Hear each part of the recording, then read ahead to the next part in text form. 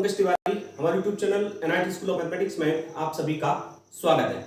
Student, हम discuss कर रहे हैं यहाँ लाप्लास ट्रांसफॉर्म और इनवर्स लाप्लास ट्रांसफॉर्म में आज हम डिस्कस करने वाले हैं हमारा सेकंड वीडियो। तो सेकंड लेक्चर में स्टूडेंट हम जो है कुछ प्रॉब्लम्स यहाँ डिस्कस करने वाले हैं। फर्स्ट लेक्चर में जो फॉर्मूले हमने आपको डेवलप करके दिखाए थे, उन्हीं फॉर्मूलों पे बेस्ड कुछ प्रॉब्लम्स हम यहाँ जो है आपको समझाने वाले हैं।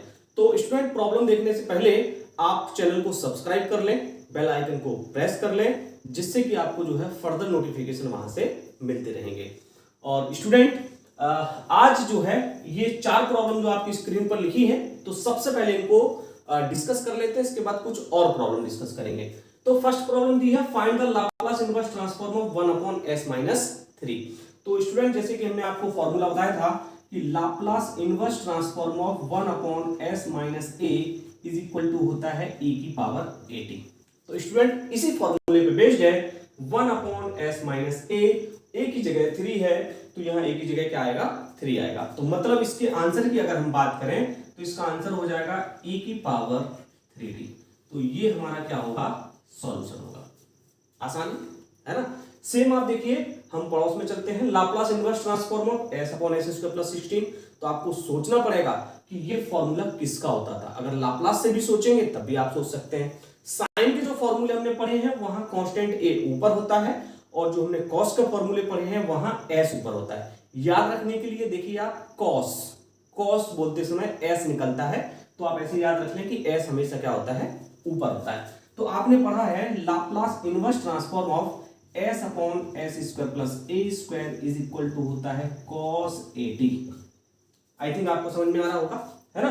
तो ये वही लिखा है s/s² + a², और a की जगह यहां लिखा है a² और ये लिखा है 16, मतलब 4 का स्क्वायर। तो अल्टीमेटली ये होगा हमारा cos 4t। तो स्टूडेंट, ये इसका क्या होगा, सॉल्यूशन होगा। क्लियर है, आगे बढ़ते हैं। लिखा है find the Laplace inverse transform of 1/s² + 25। हमने कहा था कि अगर कांस्टेंट दिया हो, तो वैसे तो कांस्टेंट में क्या होता है, a होता है, और a मतलब होता है ये 25 दिया है।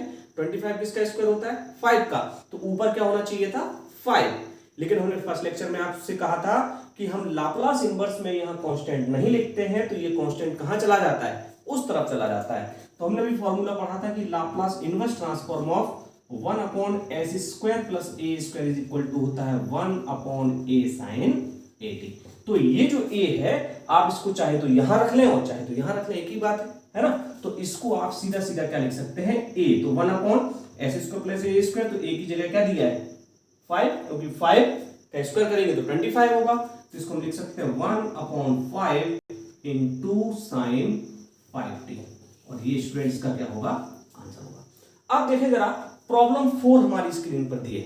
तो प्रॉब्लम 4 हमारी स्क्रीन पर हमसे क्या कहती है, देखिए प्रॉब्लम 4 कहती है कि लाप्लास इनवर्स ट्रांसफॉर्म हमें निकालना है s + 1/s⁴ का। तो स्टूडेंट, इनको हम अलग कर सकते हैं। कैसे अलग कर सकते हैं, हमने लिखा है इसको Laplace inverse transform of s/s⁴ + 1/s⁴, ऐसे लिख सकते हैं। जब हमने इसको ऐसे लिखा तो स्टूडेंट इसको ऐसे भी लिख सकते हो, लाप्लास इनवर्स ट्रांसफॉर्म, s से s कैंसिल हुआ तो ये होगा 1/s³ और प्लस ये होगा Laplace inverse transform of 1/s⁴। तो यहां इससे क्या हुआ, ये देखिए आप 2 क्वेश्चन बन गए, है ना। एक हमें 1/s³ निकालना है, एक 1/s⁴ निकालना है। तो स्टूडेंट, आप याद करेंगे, हमने एक फॉर्मूला आपसे भी डिस्कस किया था कि Laplace inverse transform of 1/n होता है 1/गामा फंक्शन n × t⁻n−1। क्लियर है। तो इसके फॉर्मूले हमने आपको 3 फॉर्मूले बताए थे, तो आप किसी भी तरीके से लर्न कर सकते हो, तीनों तरीके से उसको क्या कर सकते हैं, सॉल्व कर सकते हैं। यहां हम इसी तरीके से सॉल्व करेंगे। तो देखिए, s की पावर n दिया है तो होता है 1/गामा फंक्शन n, तो हमने लिखा 1/गामा फंक्शन n, और n की वैल्यू क्या दी है, 3, तो होगा गामा फंक्शन 3 × t⁻n−1। तो यहाँ 3 है तो ऊपर क्या आ जाएगा, 2 आ जाएगा। सॉल्व हो गया। इसको सॉल्व करते हैं तो 4 दिया है तो गामा फंक्शन 4 हो जाएगा, और ऊपर t⁻4 है तो n-1 तो क्यूब हो जाएगा। आप चाहें तो आप इसको सॉल्व कर लें। गामा फंक्शन को मैं आपको बता दूं, फैक्टोरियल और गामा फंक्शन में थोड़ा सा डिफरेंस होता है। चलिए यही बता देते हैं, है ना। फैक्टोरियल और गामा फंक्शन। जैसे आपको याद होगा कि हम फैक्टोरियल 5 को हम ऐसे लिखते हैं कई लोग, और कई लोग ऐसे लिख देते हैं, है ना, फैक्टोरियल 5। तो फैक्टोरियल 5 को अगर हम ब्रेक करने की बात करें तो आप लिखते हैं 5 into 4 into 3 into 2 into 1। Clear है। और अगर हम गामा फंक्शन 5 को ब्रेक करने की बात करें तो इसमें अंतर केवल ये होता है कि फैक्टोरियल को हम स्टार्ट करते हैं n(n-1) n-2 से, जबकि गामा फंक्शन को स्टार्ट करना है आपको n-1 से। तो मतलब गामा फंक्शन 5 निकालना है तो 5 ना आगे आएगा 4 इंटू 3 इंटू 2 इंटू 1। तो आपको समझ आया कि फैक्टोरियल और गामा फंक्शन में डिफरेंस हमारा क्या होता है। और वैसे भी जब आपने बीटा गामा पढ़े होंगे तो वहां एक थ्योरम होती है, gamma function n+1 is equal two factorial n, जो कि हमने प्रीवियस लेक्चर में भी आपको बताया। तो उसी तरीके से जब आप गामा फंक्शन 3 को ब्रेक करेंगे तो देखो n नहीं आएगा, क्या आएगा n-1, तो 3, तो यहां आएगा 1/2 into 1 into T square plus gamma function 4 को अगर आप ब्रेक करेंगे तो क्या होगा स्टूडेंट, ये हो जाएगा 3 into 2 into 1 into T cube. तो यहां से फाइनल आंसर जो आपका आएगा वो आएगा टी स्क्वायर डिवाइडेड बाय 2 और plus T cube divided by 3 2 जा 6। तो ये आपका क्या हो जाएगा, इसका आंसर हो जाएगा। क्लियर है। तो आइए स्टूडेंट हम इसी तरीके से कुछ और प्रॉब्लम आपके साथ डिस्कस कर लें।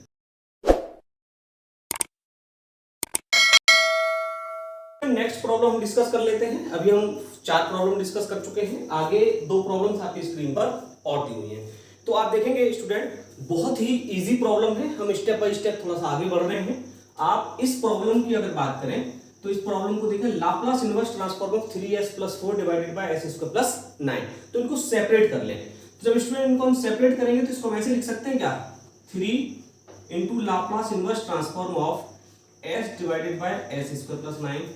इस s² + 9 को एक बार s के साथ लिख दिया, प्लस देखिए 4 कांस्टेंट हमने बाहर ले लिया और Laplace inverse transform of 1/s² + 9 लिख दिया। ऐसा लिख सकते हैं, इसको हमने सेपरेट करके ऐसे लिख दिया।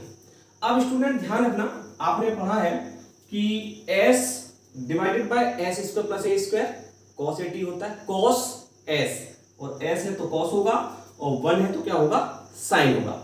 तो इसको जो आप सॉल्व करेंगे तो होगा 3 इंटू cos 3t, क्या होगा cos 3t, क्योंकि 3 3 9 प्लस 4 तो स्टूडेंट आपको ये दिया है। अब चूंकि ये साइन का फॉर्मूला है तो 1/a आगे आता है तो 1/3 आएगा और ये हो जाएगा sin 3t। तो अल्टीमेटली आप लिखेंगे 3 cos 3t plus 4/3 into sin 3t। यही आपका क्या होगा, आंसर होगा। तो स्टूडेंट आपको समझ आया होगा कि इसका लाप्लास इनवर्स ट्रांसफॉर्म हमने किस तरीके से सॉल्व किया। Clear student. आप देखेंगे मोस्ट इंपोर्टेंट प्रॉब्लम, हमने आपको स्टार्ट किया था Laplace inverse transform of 1/s = 1। लेकिन अगर आपसे पूछ ले लाप्लास इनवर्स ट्रांसफॉर्म ऑफ 1 की वैल्यू क्या होगी, तो स्टूडेंट याद रखना लाप्लास इनवर्स ट्रांसफॉर्म ऑफ 1 की वैल्यू हमेशा क्या होती है, 0 होती है। यही हमें आपको यहां क्या करना है, प्रूव करके दिखाना है। तो स्टूडेंट इसको प्रूव करने के लिए आपको एक फॉर्मूला यूज करना है, जो कि मैं फॉर्मूला यहां लिख देता हूं।